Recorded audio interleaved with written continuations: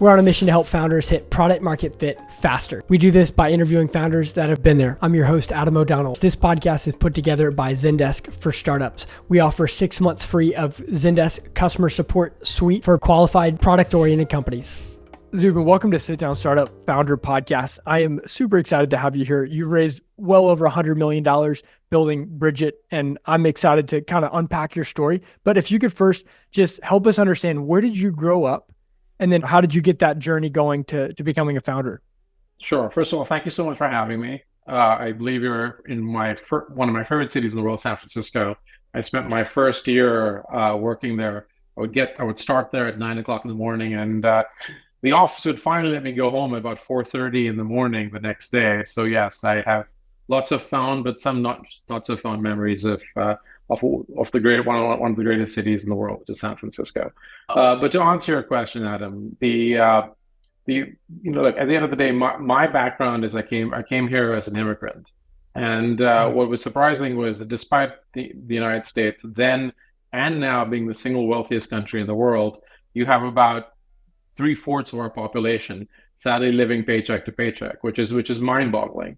And when I came here as a college student, unfortunately, I ended up living paycheck to paycheck, despite the fact that my single mother was sending me money, pretty much on a monthly basis, combined with the fact that I had 2 jobs and a scholarship to make ends meet. Despite that, I would end up eating Snickers for dinner every now and then because I was so worried about overdrafting. And that fundamental pain when I came here dating myself now over 20 years ago, unfortunately hasn't changed. And that was one of the main reasons why I got together with my co-founder to start Brigit. And our company, in essence, is a financial health app. And our goal is to help make people's lives a lot better from the financial side. So what we do is we've got a holistic set of tools which help people budget and get financial literacy tools as well. Being able to get paycheck advances so they don't end up overdrafting, that same pain that I just described 20 years ago, right before I got to San Francisco, as well as being able to build your credit score through saving.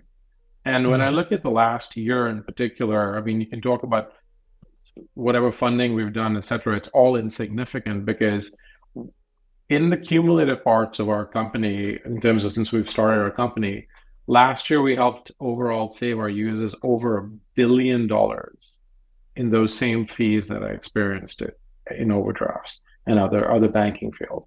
That to us is the reason why we do what we do. That is really cool. And you understand that pain. And it's like, you just probably needed someone to just kind of believe in you in those early days and like give you a break, just to have that margin to be able to start doing all the cool things that you're now doing. And it's like unfair that a lot of people don't get that chance. It is fun. It is mind-boggling. Again, sorry to repeat myself, that we live in the wealthiest country in the world. You've got well over 100 million, 150 million Americans living paycheck to paycheck. And unfortunately, that number has only been increasing. Most people are thin file or no file credit score, which means the credit agencies can't effectively risk score those individuals. Plus, to add insult to injury, most of us don't have any savings or have a hard time even coming up with $500. That is where we are today. And our core focus was to use next generation technology. So think about the information in your bank account instead of an archaic FICO system or archaic credit scoring system, which by the way is great if you need to borrow $1 million for a house in New York City. It's just not very effective for the use cases that we've just talked about, which is helping people bridge the gap between paychecks. That's really cool. I'm glad to hear you tackling that problem. Can you help me understand, being an immigrant moving to the US, what was that decision like? Was it even a decision or did your parents do it? Just help us understand that. No, I mean, fortunately, I grew up in a family that valued education more than anything else. And I remember asking my mom on my 12th birthday that, hey, can you send me to the United States to study? Because the education system, at least looking from 8,000 miles away, seemed a lot more sophisticated than places like India for certain things that I wanted to study, specifically things like economics. And she said, sure, but just be ready for this. You're going to have to need a scholarship because we can't afford for you to go to the United States. So, but the want and the will was always there because my grandfather had actually studied here in the United States in the 1940s, including getting his PhD here. So that I was very much tuned to doing whatever I needed to do to get a scholarship. And fortunately, I went to the University of Chicago, which is still one of the happiest days of my life when I got that email saying, congratulations, we would love to have you. Oh, that's really cool. It's like you had that vision. You knew that it was possible because you'd already seen someone in your family do it that you looked up to. So you just prioritize your life in those early days, middle school, high school, it sounds like. Very much so. Fortunately got some grades, was able to convince a couple of colleges that they could take a chance on me. And that was the start of my entrepreneurial journey. In fact, I actually started a company when I was in college. My mom kind of almost had a heartbreak because I went back to India. Again, this is the early days of the internet. We're talking about the year 2000, which obviously has lots of connotations in internet land right before the crash. But I left college, took a sabbatical from college, went to India, and I was a 19-year-old starting a company. And that's kind of where my bug really, really started. It was like, hey, I can manage people kind of, but more importantly, how do you use an idea, which quite frankly, a lot of people can have, and take an idea and make sure you're adding value to your end audience and manage a team to execute that. So those small building blocks were established when I was 19. That's really cool. Well, so you eventually got to San Francisco. What was that decision like? What brought you to San Francisco? I know you're not here now, but in the early days. Well, it's the center of techland in the world. So one of the things that I decided was, as I pointed out, I wanted to study economics. So some element of business economics. And at the end of the day, I wanted to, at some point in time, be in the world of finance and tech. And I couldn't find a better place in the world to go there except San Francisco. And what I did was I took a job at an investment bank, hence the long hours that we discussed a little bit earlier.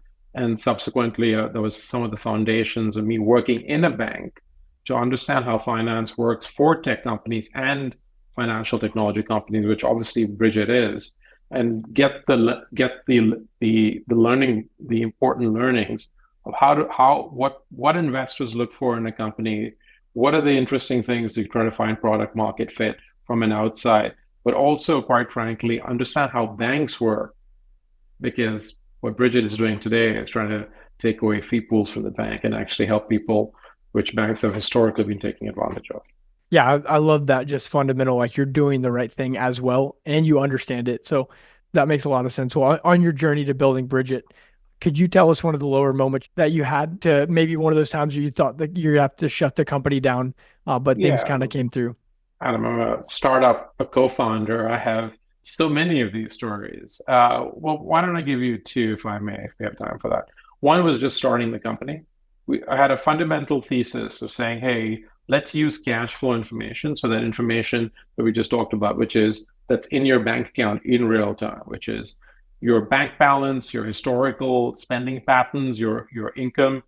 That is a treasure trove of information, but I wanted to be able to leverage that data to help people, as we talked about, help people save, help people get money between paychecks so they don't end up overdraft from that same pain point that caused me to eat Snickers way too often at night, that fear, and being able to solve for that.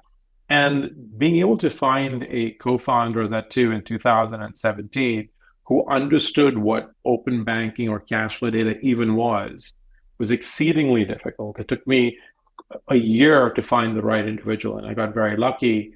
And through a lot of hard work of banging on, I must have talked to at least 50, 60 people, and I'm not kidding. And doing that over and over again, Adam, is quite heartbreaking.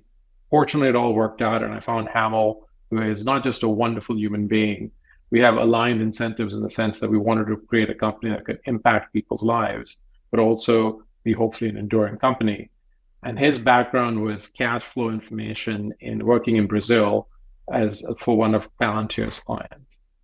That pain and the amount of time it took to get the right individual, I would do it all over again, but there's always that set of fear after talking to 5, 10, 20 people that you might not find the right person. That was one of the the hardest points. A quick second point is obviously COVID.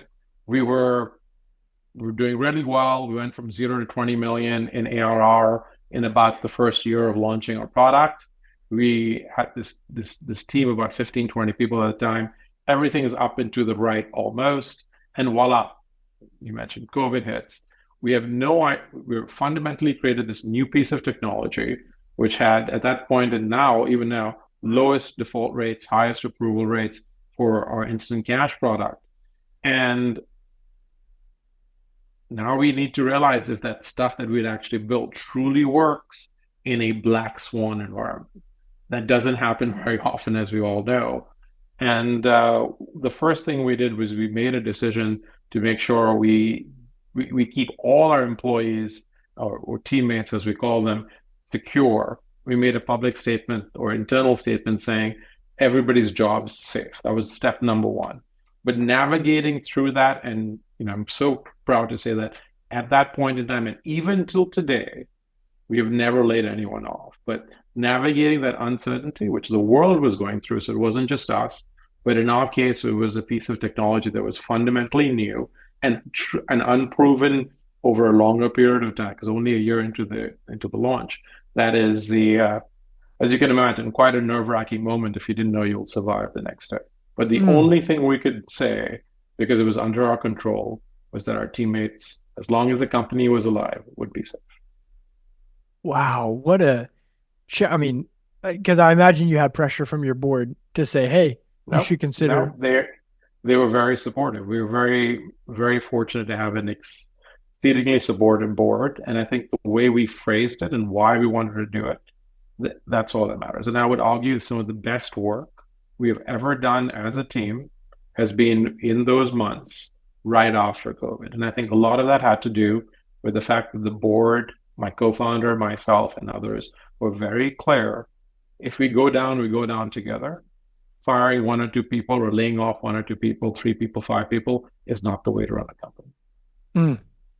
It created safety among the team so they could just do the right thing. We are here to help a segment of the population that have been underserved or taken advantage of banks. We have an opportunity. The only thing we could control at that point in time was our own team and how to treat our team. And that's what we chose to do. That is really cool. Thank you for sharing that. Moving on to your product market fit journey, because you had clearly hit that if you had gotten to 20 million in ARR. Could you tell us the moment? What was it, a moment or kind of a month or a season when you knew you had hit product market fit? Well, we'd spent a year doing research, just to make that clear. And the research was academic research, talking to the CFPB and other organizations who publish research, for example, on overdrafts, getting 1 billion transactions from one of the companies so we can analyze it. So we had a little bit of a start simply because we had done the work that's required to get there. And also, more importantly, talking to about 50 people before we even formally launched the company. But what had happened was we decided to create a website available to anybody and made it Google searchable or SEO optimized, where people could go in, connect their bank account, and see how much money they were spending on overdraft or other bank fees. It was mind-blowing for some of the updates that we got. We had a real-time, everybody in the team at the time, was like 4 or 5 of us at the time. We get an email when someone would sign up. We saw people spending $20,000-$30,000. I know that sounds insane.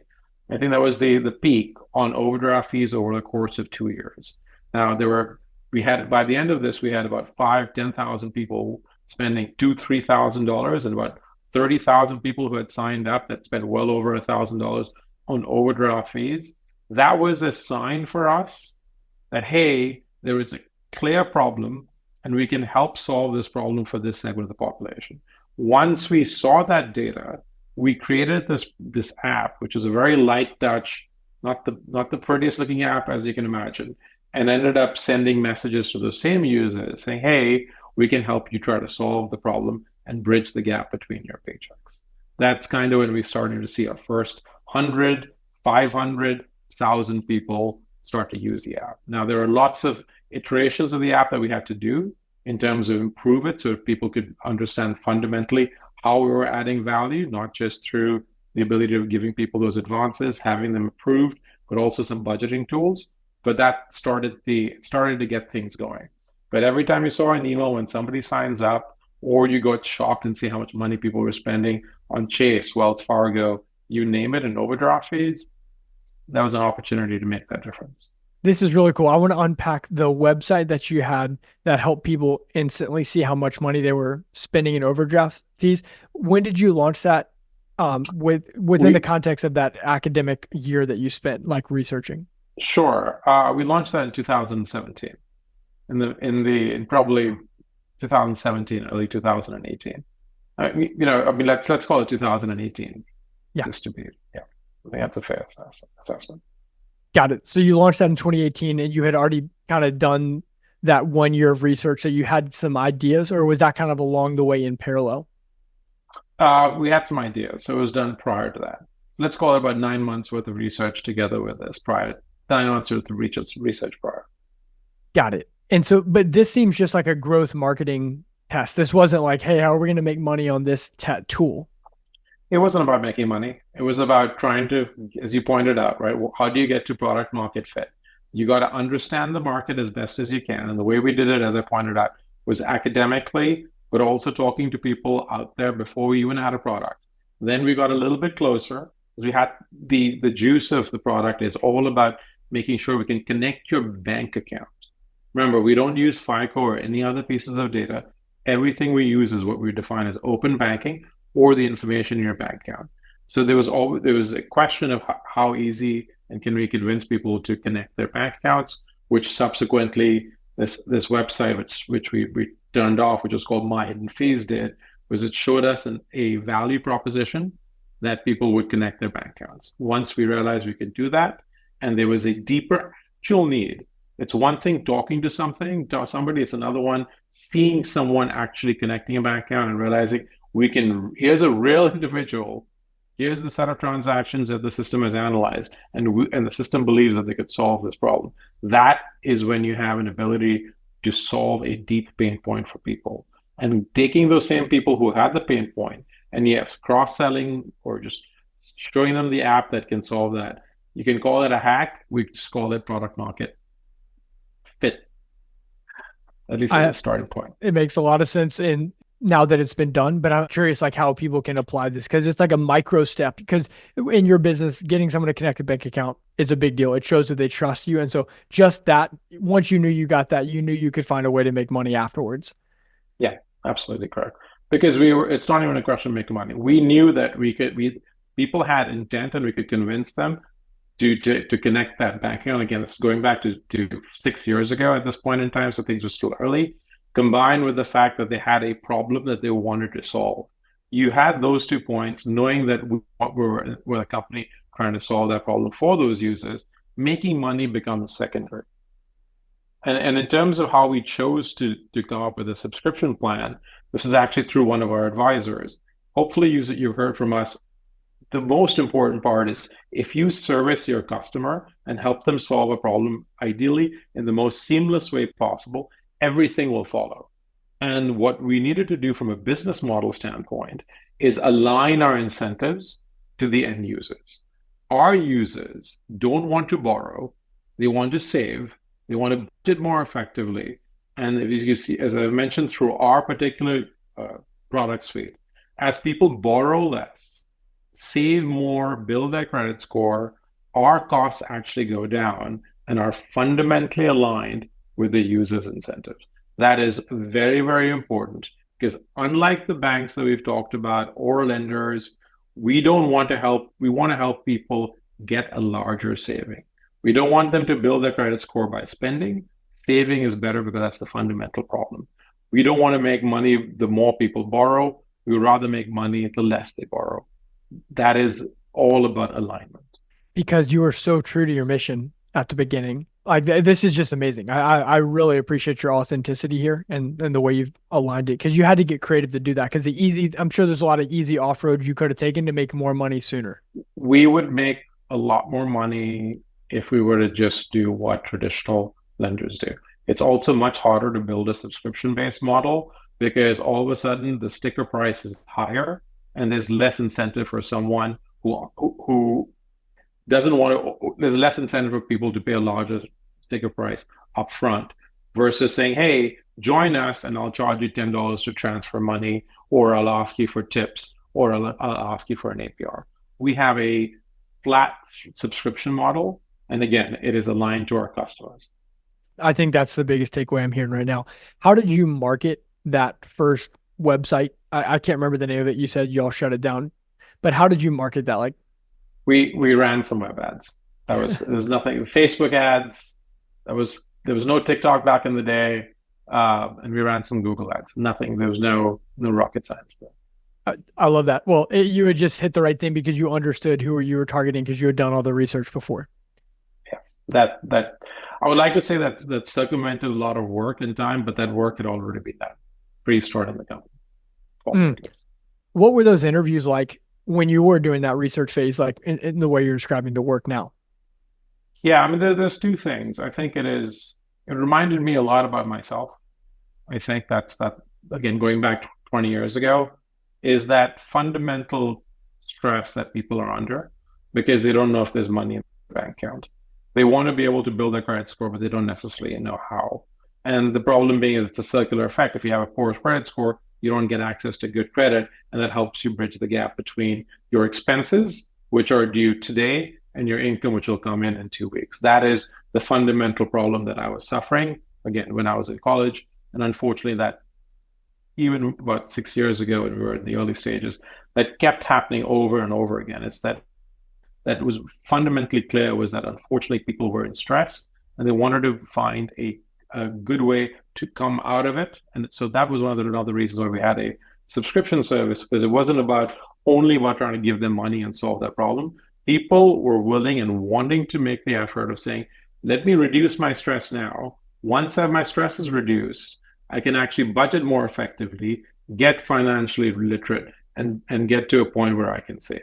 That is the path that was echoed over and over again with different phrases from people. And that is the path, if you look at our product set in terms of what we built and how we built it, that's exactly what we ended up building 6 years later. It was just by listening. I mean, there was no like specific questions that you were targeting. It was just understanding that thing and then going down to like the root of what they were saying and seeing that commonality. It is a wonderful thing to keep quiet and listen. Ideally ask the right questions in a non-biased manner and just listen. And despite the fact that we serve the widest population in the United States, which in essence looks like the median American, the reality is they are all fundamentally obviously have very personal goals and are different stages of journey, different financial journeys. But the reality is, if you take them as a whole, the fundamental problem, as we talked about, still tends to be the same. People, almost 90% of our country, are in financial stress caused because of the reasons that we've talked about: living paycheck to paycheck, not having a credit score that the system acknowledges your relative risk worthiness, and the last thing is not having enough savings. That is the core of the pain points in our country. So good. Well, last question is just what's something you wish you could tell yourself if you could go back to the beginning of this journey, like right when you started the research? Work faster. Sometimes having too much research is not necessarily a good thing. Jump into the real world faster. I would have gotten a lot of those answers in the real world sooner than some of the academic work that we've done. I definitely resonate with that. I talked to way too many people at my research phase, and it's like you feel safer in that because you're not going to get whacked in the face. They're like, no, we're not interested. We're not, or whatever it is. Yeah, it's prolonging the nose, which will happen. But to be clear, that's part of the journey. Like, one of the things I would say for founders is be able to take the nose, because there will be a lot of them. There's no way around it. Zuben, thank you. This has been amazing. Thank you so much for your time. Really appreciate you having me. Thank you for listening. If you want to learn more about Zendesk for Startups, check out our website, zendesk.com/startups. Also, we're always looking to improve, so don't hesitate to email me with any feedback on how we can ask better questions, guess the target, or anything else so we can do to better help you as a founder. My email is adam.o'donnell@zendesk.com.